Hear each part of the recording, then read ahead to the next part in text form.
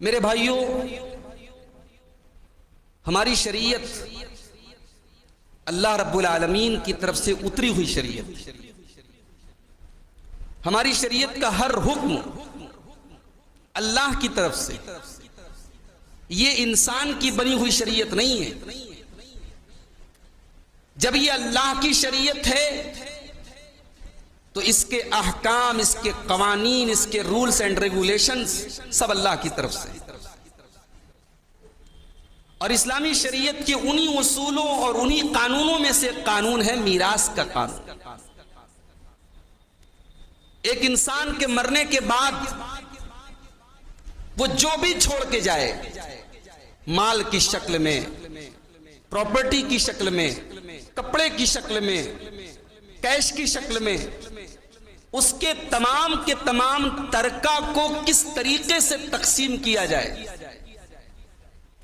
کون وارث ہوگا کون نہیں ہوگا، کس کو کتنا ملے گا اور کس کو کچھ نہیں ملے گا، اسی ڈیٹیل کو شریعت میں علم میراث کہا جاتا ہے۔ اور آپ کو ایک بات بتاؤں، میں ہمارے یہاں شرعی مسائل میں بہت اختلاف ہوتا ہے، نماز میں بہت اختلاف ہے، سینے پر ہاتھ باندھیں کہ ناف کے نیچے باندھیں کہ ناف کے اوپر باندھیں، رفع الیدین کریں کہ نہ کریں، بڑا اختلاف ہے معاشرے میں۔ مگر آپ کو بڑی حیرت کی بات بتا رہا ہوں کہ وراثت کے مسائل پر اختلاف زیرو ہے، نہ کے برابر اختلاف۔ آپ جامعہ مظہر العلوم میں لے جائیں وراثت کا کوئی مسئلہ لے کر، آپ جامعہ سلفیہ بنارس میں چلے جائیں، آپ جامعہ حمیدیہ رضویہ یا جامعہ فاروقیہ جو بریلوی مکتب فکر کا ادارہ ہے، آپ وہاں چلے جائیں، تینوں جگہوں سے آپ کو فتویٰ سیم ملے گا، کوئی فرق نہیں ملے گا۔ مکتب فکر الگ ہے، مسالک الگ ہیں، بہت سارے اختلافات ہیں، مگر وراثت میں اختلاف نہیں ہے۔ کیوں؟ کیونکہ وراثت کی ساری ڈیٹیل اللہ تعالیٰ نے قرآن کے اندر بیان کر دی، اور یہ عجیب و غریب معجزہ ہے اللہ کا کہ قرآن کی 3 آیتوں میں وراثت کے سارے احکام اللہ نے بیان کر دی۔ اس فن کا جو ماہر عالم ہے، آپ کروڑوں کے ترکے کا حساب اس کے پاس لے کے جائیں، اسے 10 منٹ نہیں لگے گا، اگر وہ اس فن کا ماہر ہے آپ کو مسئلے کا حل بتا دے گا، کون کتنا وارث ہے۔ تو پہلی بات تو آپ اس کو سمجھیں کہ اسلام کا نظام وراثت بڑا مضبوط، بڑا اسٹرانگ ہے۔ یہ کوئی ایسا نہیں کہ کتاب میں لکھا ہے اس پر عمل نہیں ہو سکتا ہے، وہ پریکٹیکل ہے بھائی۔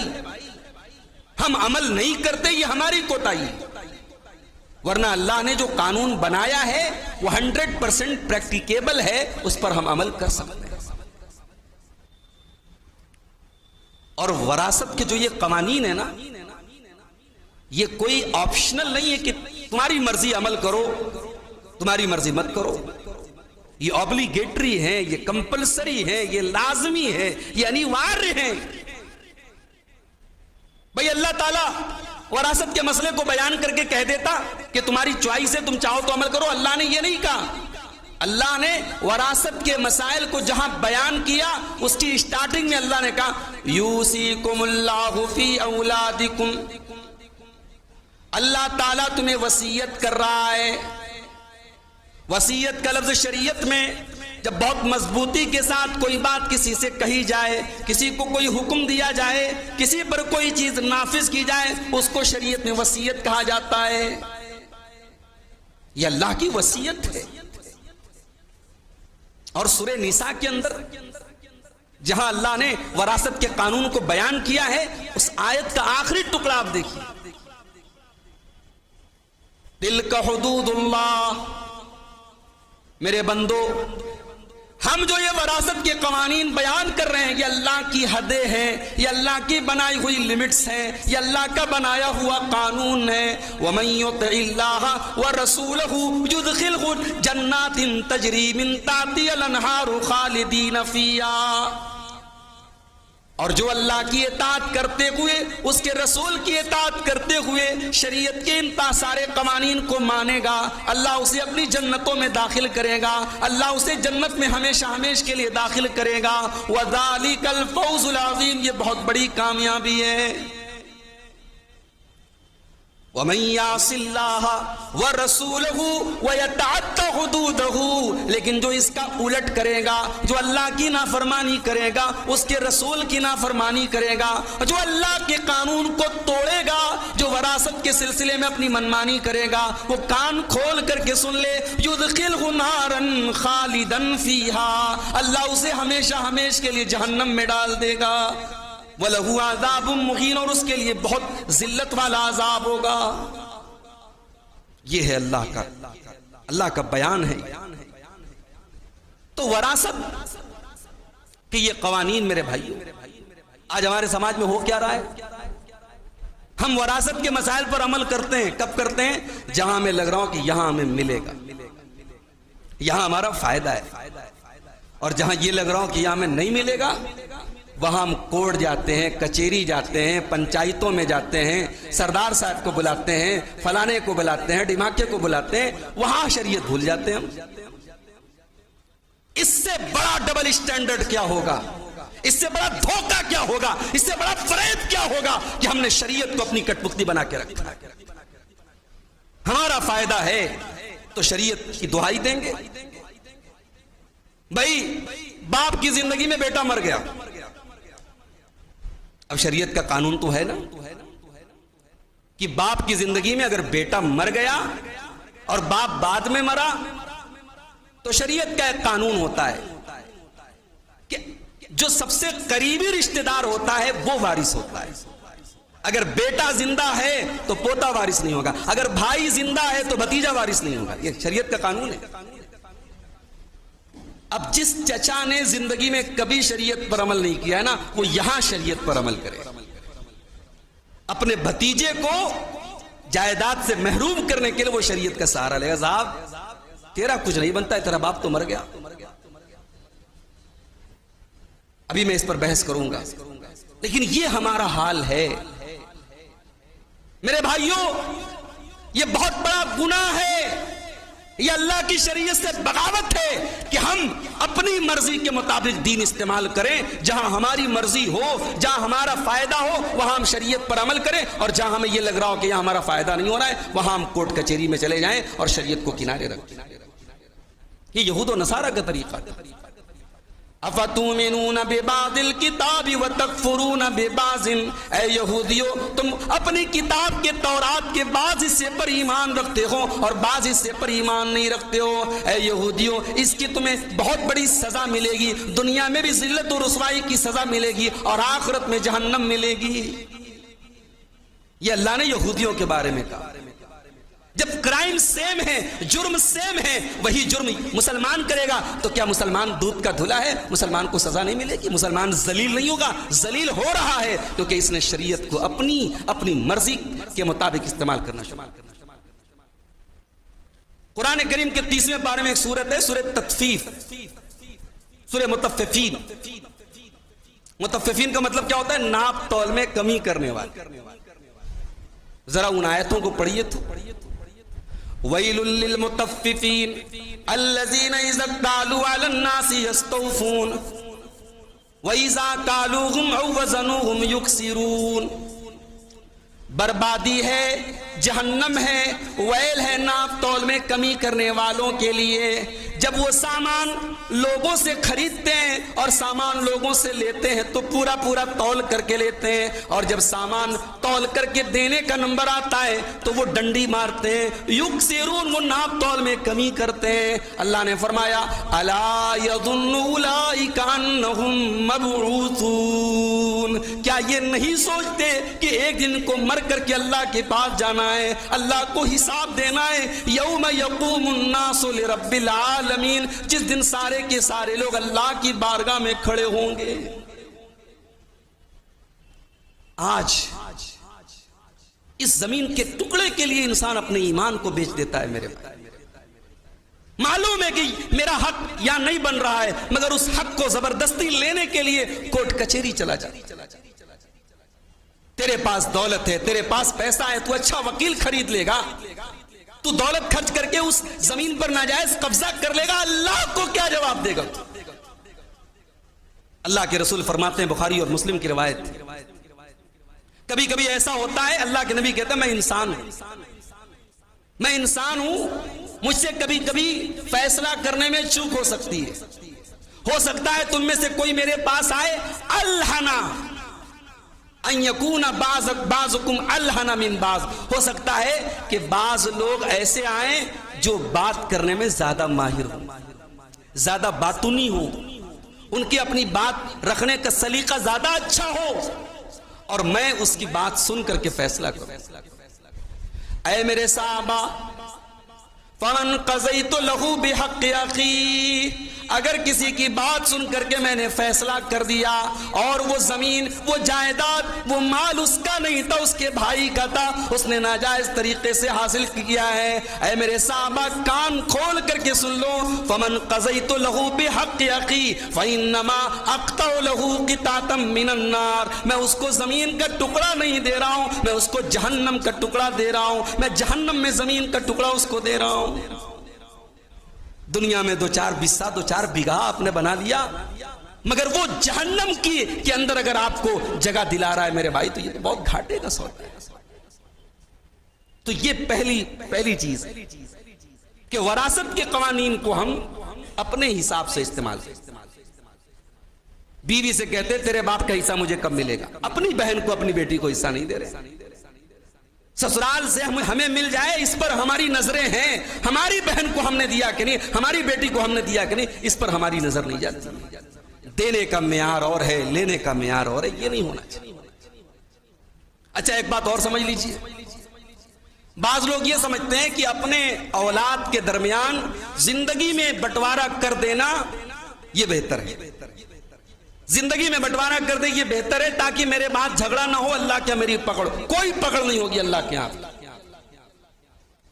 وراثت کہتے ہیں صاحب مرنے کے بعد جو تقسیم ہوتی ہے اس کو وراثت کہتے ہیں، زندگی میں وراثت نہیں بٹتی ہے۔ اسی لیے علماء کہتے ہیں اگر زندگی میں انسان بانٹے گا تو بیٹے بیٹی کو برابر دینا پڑے گا، وہ وراثت نہیں ہے، وہ تو ہبہ ہے، وہ تو گفٹ کر رہے ہیں آپ۔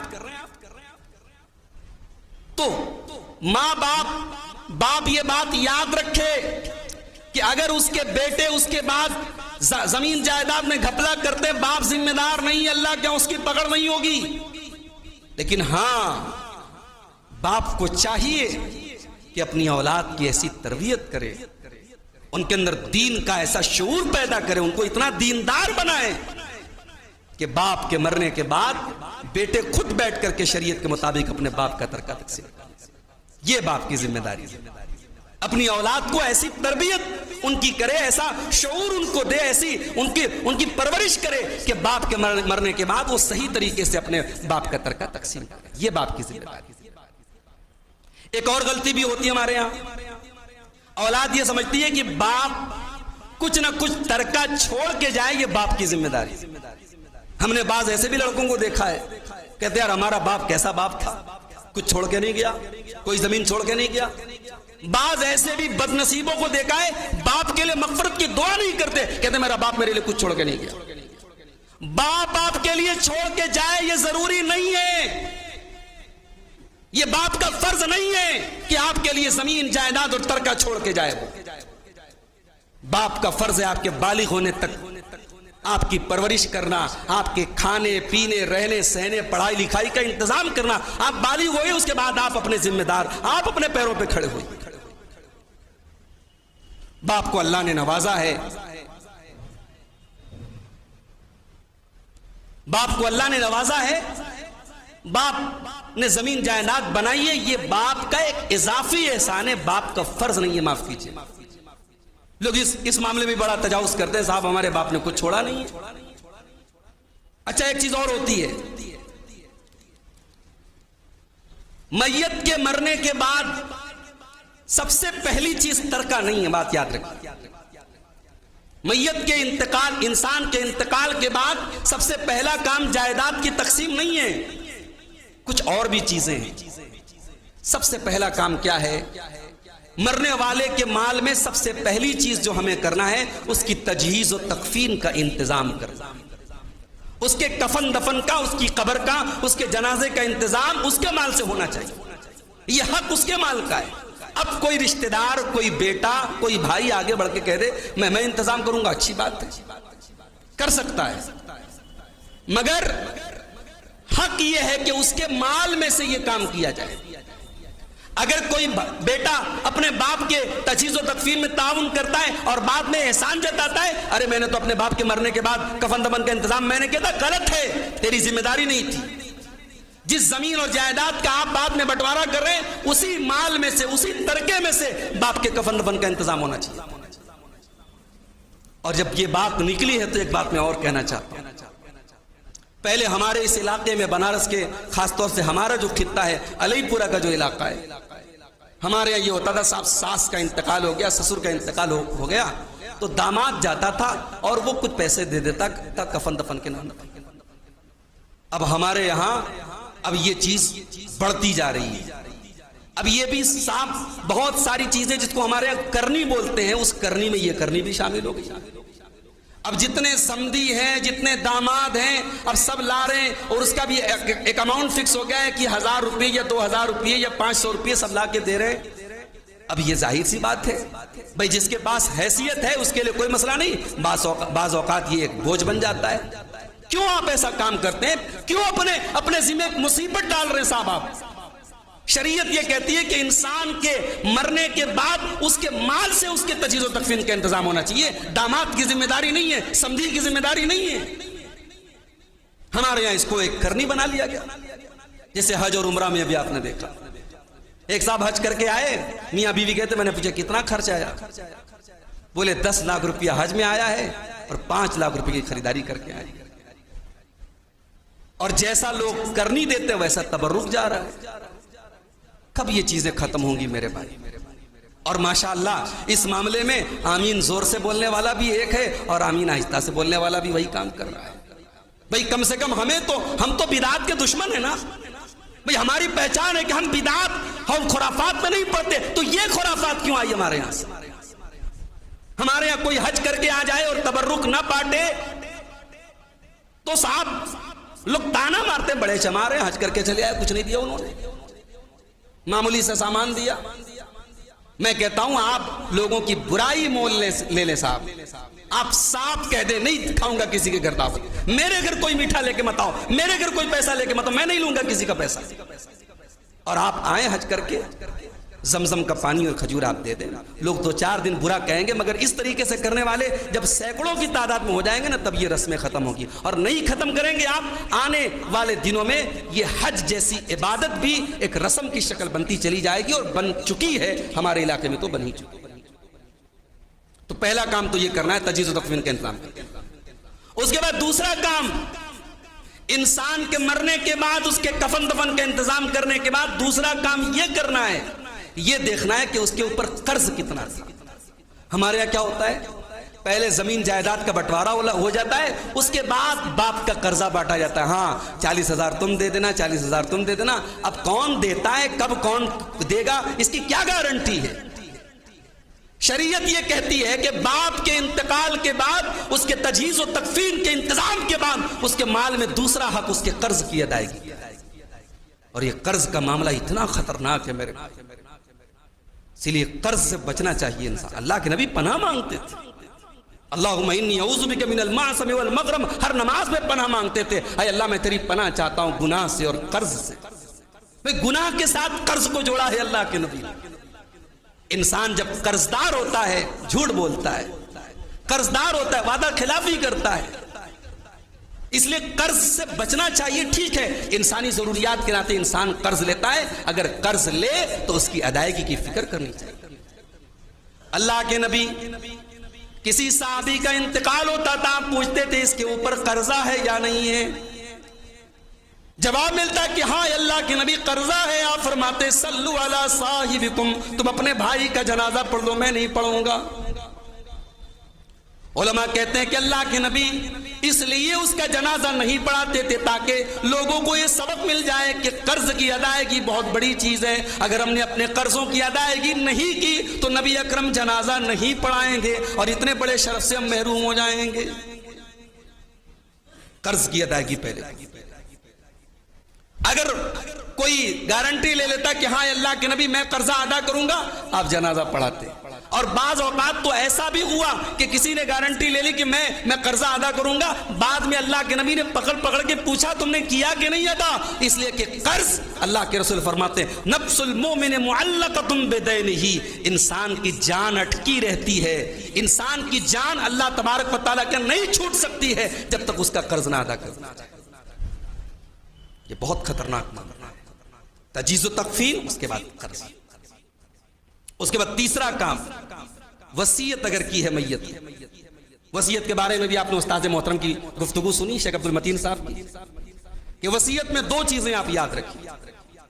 وصیت کسی وارث کو نہیں کر سکتے. یہ بھی ہمارے یہاں ہوتا ہے, بٹیا کمزور ہے تو داماد کو وصیت کر کے چلے گئے.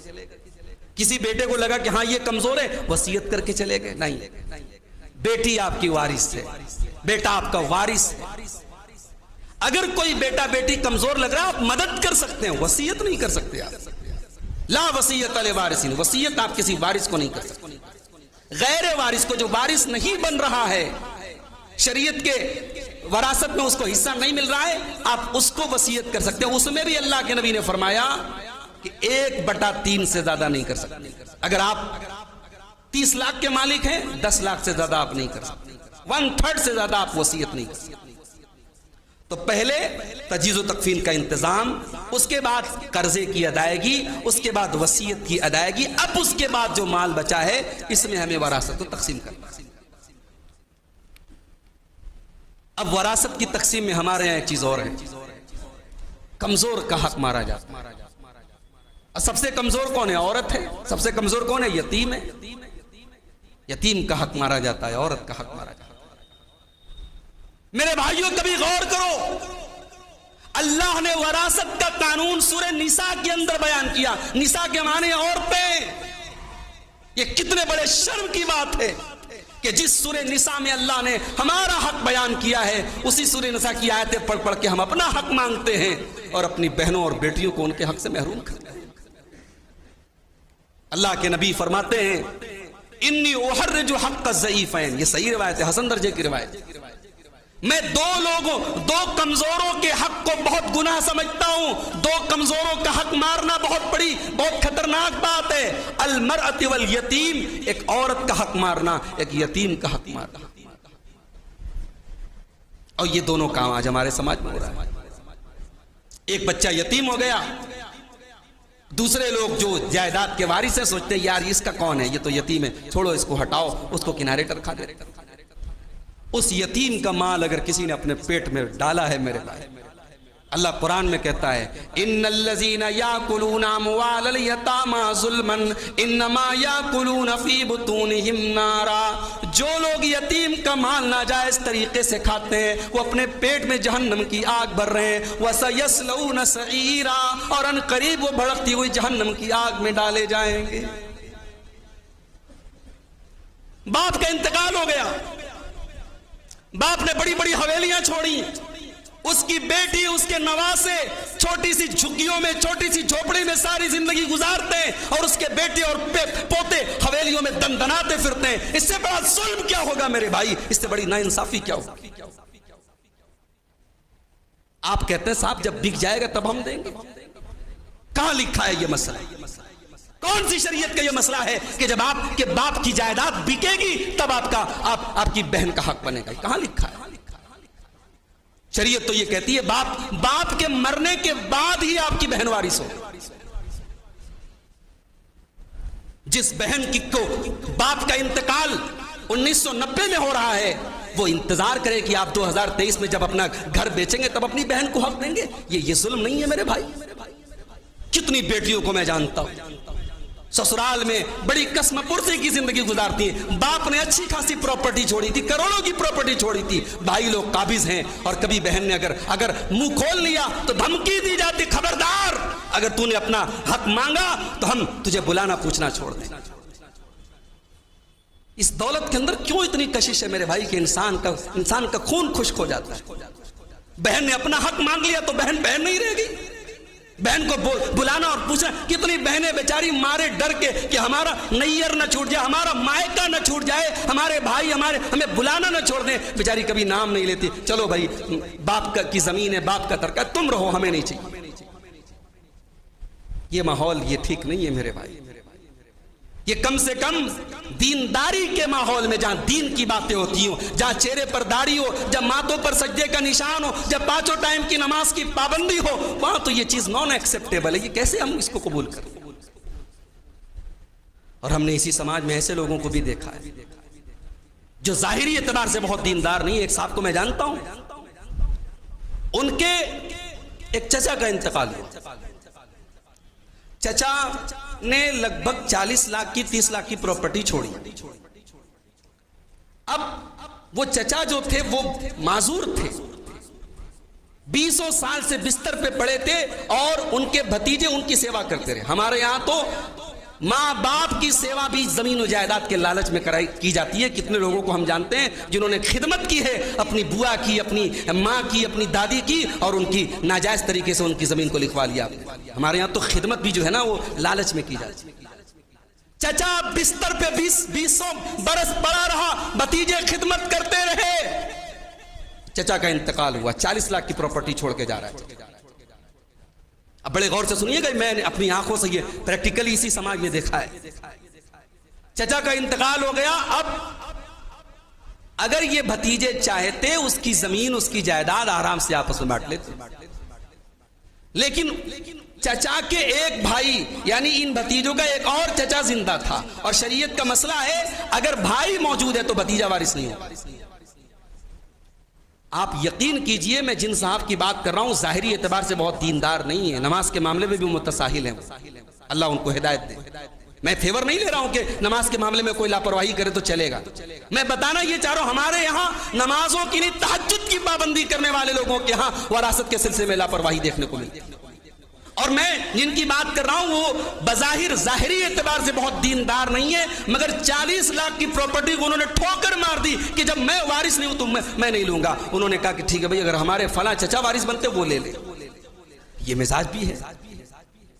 तो मेरे भाई, आप अगर दीनदार हैं तो आपकी दीनदारी सिर्फ मस्जिद तक नहीं होनी चाहिए, आप वरासत के कानून पर भी अमल करके अपनी दीनदारी का सबूत दीजिए। आप अल्लाह का डर अगर आपके दिल में है तो वो इस मामले में भी जाहिर होना चाहिए।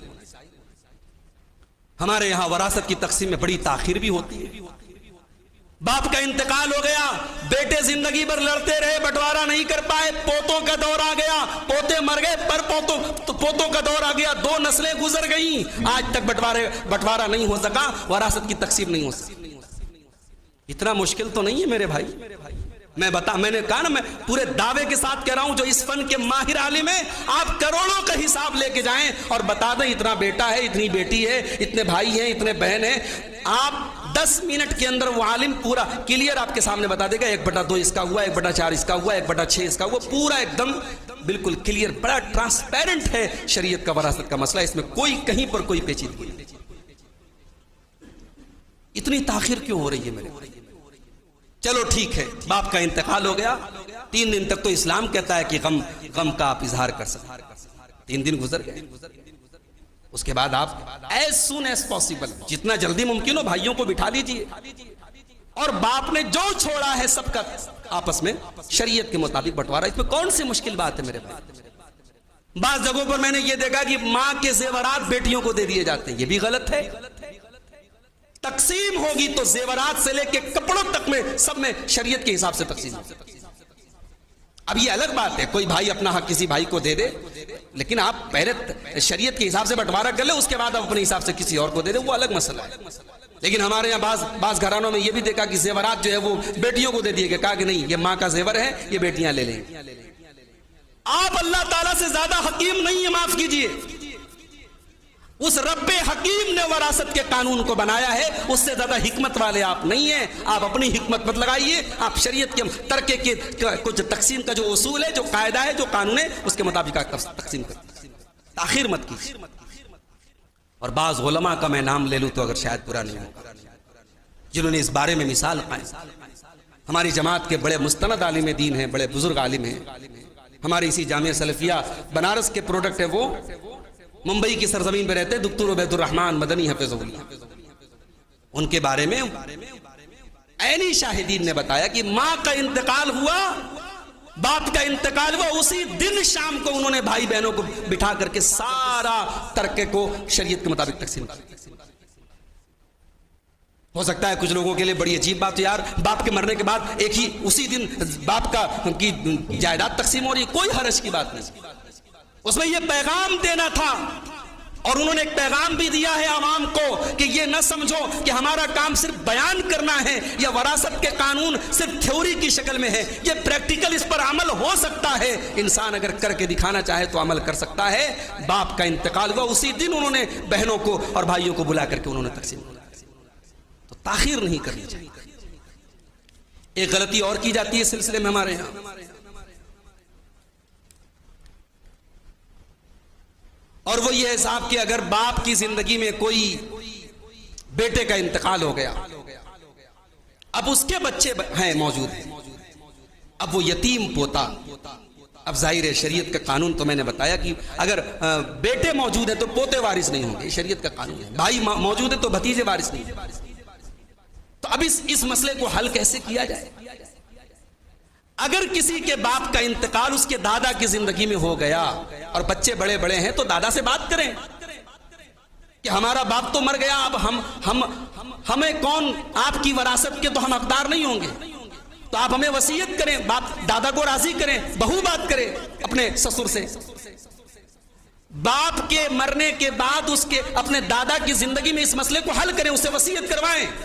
یہ نہ کریں کہ دادا کے انتقال کے بعد کورٹ کچہری کے چکر لگوائیں، یہ مناسب نہیں، یہ غلط بات. اس مسئلے کا حل آپ دادا کی زندگی میں کریں، اس سے وصیت لکھوانے کی کوشش کریں. اور میں ان لوگوں سے کہنا چاہتا ہوں اس مسئلے میں کہ جن کے گھر میں یہ سچویشن آئی، بھائی کا انتقال ہو گیا، یتیم بھتیجے ہیں، اب اپنے باپ کے انتقال کے بعد انہوں نے آپس میں بانٹ لیا، بھتیجوں کو ایک پھوٹی کوڑی نہیں دی. میں ان سے ایک بات کہنا چاہتا ہوں، ٹھیک ہے بھائی، یہ قانون تو یہی ہے، شریعت کا قانون تو یہی ہے کہ یتیم پوتا وارث نہیں ہوگا، مگر کیا ہر چیز ڈنڈے کی نوک پر ہی مانی جائے گی؟ کہ ہر چیز قانون کی زبان میں مانی جائے گی؟ انسانیت اور احسان شریعت کی ایک ٹرم احسان ہے، انسانیت ہے، رحمت ہے، محبت ہے، وہ کہاں چلی گئی؟ کیا اس دولت کے اندر، اس جائیداد کے اندر اتنی کشش ہے کہ آپ کی خون کو اس نے خشک کر دیا؟ آپ کا خون سفید ہو گیا. اگر آپ کا بھائی زندہ ہوتا کہ آپ اپنے بھائی کے سامنے یہ ہمت کرتے کہ اس کے بچوں کو اپنے باپ کی جائیداد سے محروم کر دیتے؟ تو قرآن کہتا وَأَحْسِنُوا إِنَّ اللَّهَ يُحِبُّ الْمُحْسِنِينَ. احسان کرو، اللہ احسان کرنے والوں کو پسند کرتا ہے. آپ نے اپنے ان یتیم بھتیجوں کو، اگر جو بٹوارا آپ کا ہو رہا ہے اس حساب سے آپ نے ان کو بھی حق دے دیا، زندگی بھر آپ کے احسان مند رہے. یہ زمین، یہ جائیداد کیا لے کے جانا ہے میرے بھائی؟ سب ٹھاٹ پڑا رہ جائے گا جب لاد چلے گا بنجارا. کہیں کہیں انسانیت اور رحمت کا بھی برتاؤ ہمیں کرنا چاہیے. اور ایک وراثت میں کی جانے والی ایک اور غلطی ہم دیکھتے ہیں اپنے سماج میں، خاص طور سے ساؤتھ انڈیا میں ہم نے دیکھا یہ بعض گھرانوں میں کہ وہ صاحب اپنی بیٹیوں کو بیٹوں کے برابر دیتے ہیں. میں نے کہا بھی کہ وراثت کی تقسیم کرنے کے بعد کوئی بہن اپنا حصہ کسی بھائی کو دے دے، کوئی بھائی اپنا حصہ کسی بہن کو دے دے، وہ ایک الگ میٹر ہے، لیکن تقسیم شریعت کے مطابق ہو. اور یہاں یہ بھی یاد رکھیے، بعض اوقات ایسا بھی ہوتا ہے باپ کا انتقال ہوا، مشترکہ گھر ہے، چھوٹا سا گھر ہے، آپس میں بانٹنا، چھوٹے چھوٹے کمروں کی شکل میں بانٹنا بڑا مشکل ہے. ٹھیک ہے آپ بانٹ نہیں سکتے، لیکن طے کر لیجئے کہ ہاں اتنا پرسنٹ ان کا ہے، اتنا پرسنٹ ان کا ہے، تاکہ بعد میں اگر کبھی اس گھر کو بیچنے کی نوبت آئے یا اس گھر میں کمروں کی تقسیم کی نوبت آئے تو اسی حساب سے بٹوارا کر.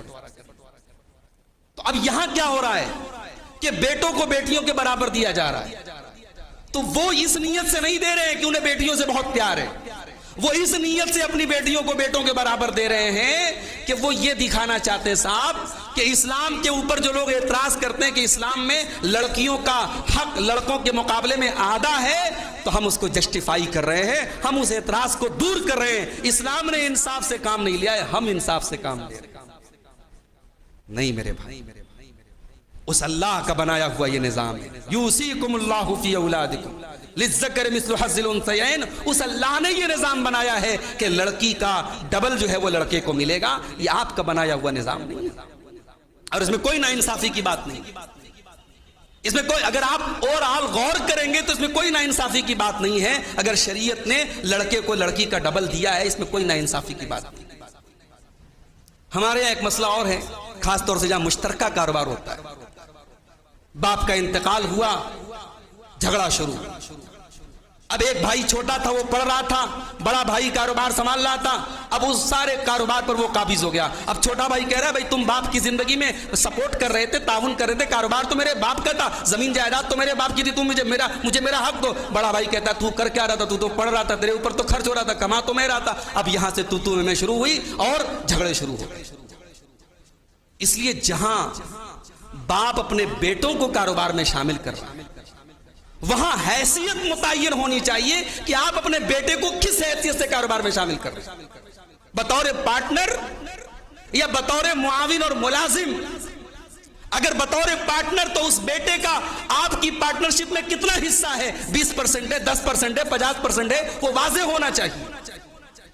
اور اگر آپ کو یہ لگتا ہے کہ باپ سے اس سلسلے میں بات کرنا بہت مشکل ہے، تو پھر باپ کے مرنے کے بعد بھائی سے جھگڑا بھی مت کیجیے گا، باپ سے لڑائی بھی، بھائی سے لڑائی بھی مت کیجیے گا۔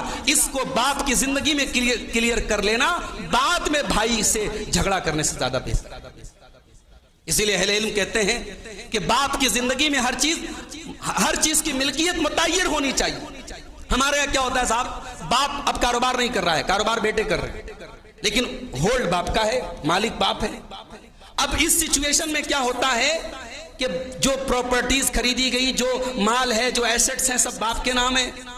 اب اس میں کوئی بھائی چھوٹا ہے یا کوئی بھائی پڑھ رہا ہے، بعد میں باپ کے مرنے کے بعد بڑے آپس میں اختلافات ہوتے ہیں۔